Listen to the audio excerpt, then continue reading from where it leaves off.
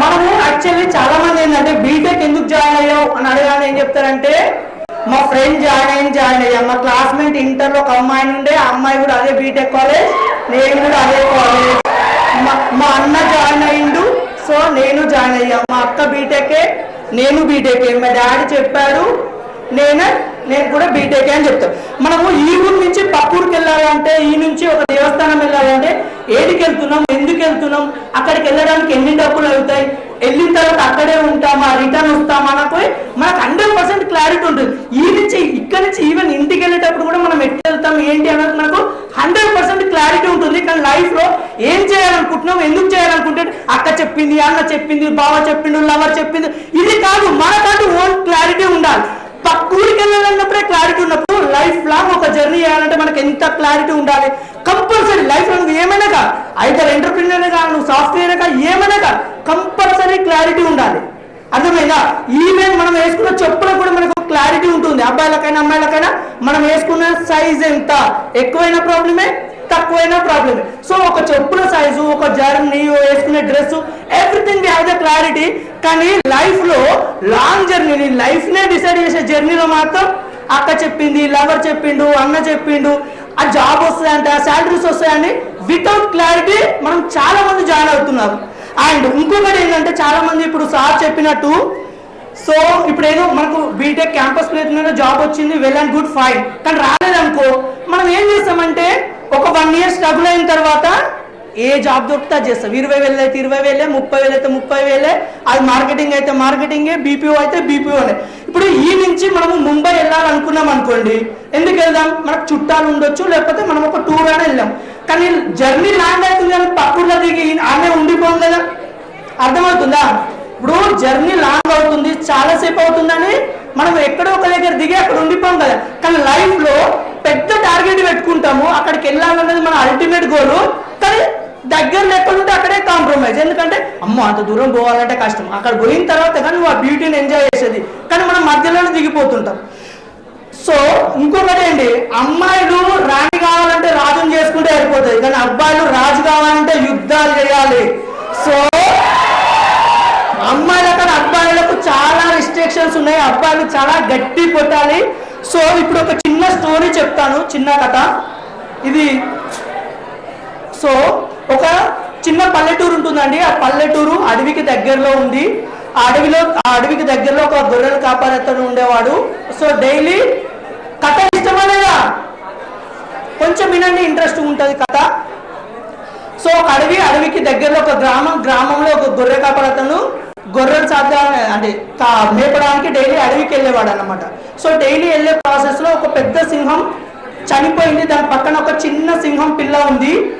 ఆ చిన్న సింహం పిల్లని చూస్తే తనకు జాలేసింది అనమాట. అరే ఇంత చిన్న సింహం పిల్లని అట్లా వదిలేస్తే ఏమైనా కుక్కలు నక్కలు తినేస్తాయని చెప్పేసి అతను ఆ సింహం పిల్లని తీసుకొని ఇంటికి వచ్చాడు. సో ఆ గొర్రెలతో పాటే ఆ సింహాన్ని కూడా సాగిండు. మెల్లమెల్లగా కొన్ని రోజులు, కొన్ని నెలల తర్వాత చిన్న సింహం పిల్ల కొంచెం పెద్దగా అయింది. పెద్దగా అయిన తర్వాత ఆ గొర్రెల్ని హంటింగ్ చేయడానికి ఒక పెద్ద లాయన్ వచ్చింది. ఆ లాయన్ హంటింగ్ రాగానే గొర్రె పిల్లలతో పాటు చిన్న సింహం పిల్ల కూడా పరిగెడుతుంది. అప్పుడు పెద్ద లాయన్కి డౌట్ వచ్చింది, ఇదేంటి లాయన్ హంటింగ్ వస్తే గొర్రెలు పరిగెత్తడం నార్మలే, మరి లాయన్ ఎందుకు పరిగెడుతుందని తనకు డౌట్ వచ్చింది. మళ్ళీ సెకండ్ డే కూడా వచ్చింది, అప్పుడే ఆ గొర్రెలతో పాటు చిన్న సింహం కూడా పరిగెత్తింది అనమాట. సో తనకి ఎట్లయినా పెద్ద సింహంకి డౌట్ వచ్చింది, సింహం గొర్రెలతో ఉండడం ఏంటి అని డౌట్ వచ్చి ఒకరోజు పక్కబందిగా చిన్న సింహం పిల్లని పట్టుకొని నువ్వు గొర్రెలతో బతుకుతున్నావేంటి, నువ్వు బర్తే నువ్వు సింహాన్ని కదా, లేదు వీళ్ళంతా నా ఫ్రెండ్స్, నేను చిన్న ఉన్నప్పటి నుంచి వీళ్ళతో పెరిగాను, లేదు నువ్వు సింహాన్ని అంటే లేదు నేను గొర్రెనే. మేన్ అరే నువ్వు సింహానివి, నువ్వు గొర్రెలు ఎవరైంది, నువ్వు గాండ్రించాలి, నువ్వు గర్జించాలి అంటే లేదు అవి నేను చిన్నప్పటి నుంచి వాళ్ళనే చూస్తున్నా, అది మా అన్న, మా తమ్ముడు, మా లవర్ అని గొర్రె పిల్లలు. అరే గొర్రె పిల్ల లవర్ ఏంది, గొర్రె పిల్ల అనేది నువ్వు సింహానివి అని చెప్పేసి ఎంత మోటివేట్ చేసినా కూడా తను నమ్మలేదు. తర్వాత ఆ పెద్ద సింహానికి ఒక థాట్ వచ్చింది. సో వాటర్ దగ్గర తీసుకుపోయింది, చూడు నీ రూపం నా రూపం సేమ్, సో నువ్వు కూడా సింహానివే, నువ్వు గాండ్రించు అని చెప్పేసి బాగా మోటివేట్ చేసిన తర్వాత ఆ చిన్న సింహం కూడా గాండ్రించింది. సో మనం కూడా అందరం సింహాలే, మనల్ని గొర్రెగా పెంచుకున్నాం అన్నమాట. నువ్వు ఇది చేయలేవు, అది చేయలేవు, నువ్వు ఇట్లుండాలి అట్లుండాలి,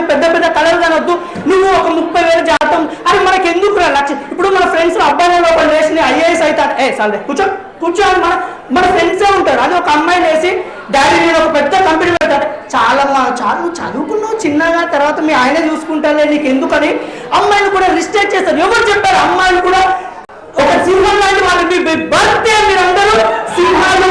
సో మీ డాడీ మీ మమ్మీ రేపు మీ ఆయన చెప్పినా కూడా మీరు ఇంతే, మీకు శక్తి ఇంతే అంటే మీరు నమ్మకండి. మీ అందరూ బర్త్డే సింహాలు.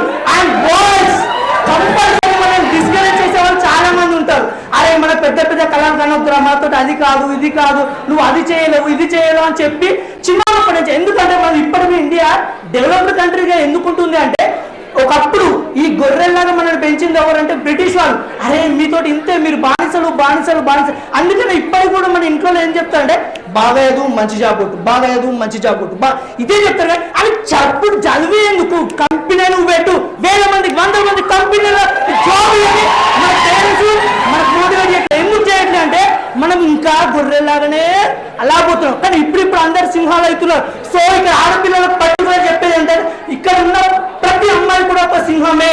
మీరు ఎవరైనా సరే మీ ఇంట్లో ఎప్పుడువి నువ్వు ఇంతే అమ్మా, మీ ఆయన చూసుకుంటాడు, లేకపోతే నీకు ఎందుకమ్మా 3 ఏళ్ల తర్వాత పెళ్లి చేసుకో, నీకు 20,000 జాబ్ చాలు అంటే మీరు ఒప్పుకోకండి. మీరు ఇప్పుడు ప్రపంచాన్ని ఏలుతున్న ఇండియాలో, పర్టికులర్లీ ఇండియాలో వెళ్తున్న ఇద్దరండి. ఒకటి సెంట్రల్ గవర్నమెంట్ నడిపిస్తున్న ఆర్థిక శాఖ మంత్రి ఎవరు? ఆర్థిక శాఖ మంత్రి పేరు చెప్పిన వాళ్ళకి ఒక చాక్లెట్. నిర్మలా సీతారామన్ చెప్పిన వాళ్ళు చాక్లెట్ తీసుకోవచ్చు. Anybody can take.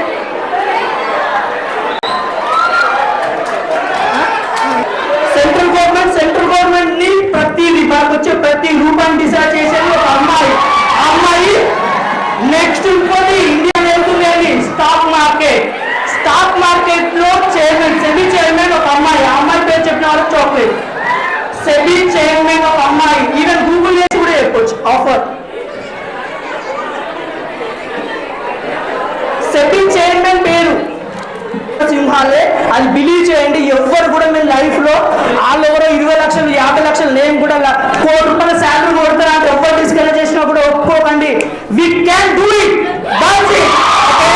Whatever you think, if you will be, if you think yourself strong you will be. If you think yourself weak you will. నువ్వు ఎలా అనుకుంటే అలాగే ఉంటావు. నువ్వు బలవంతుడు అనుకుంటే బలవంతుడుగానే ఉంటావు, బలహీనుడు అనుకుంటే బలహీనుడుగా ఉంటావు. Always think yourself you are the strong. Okay?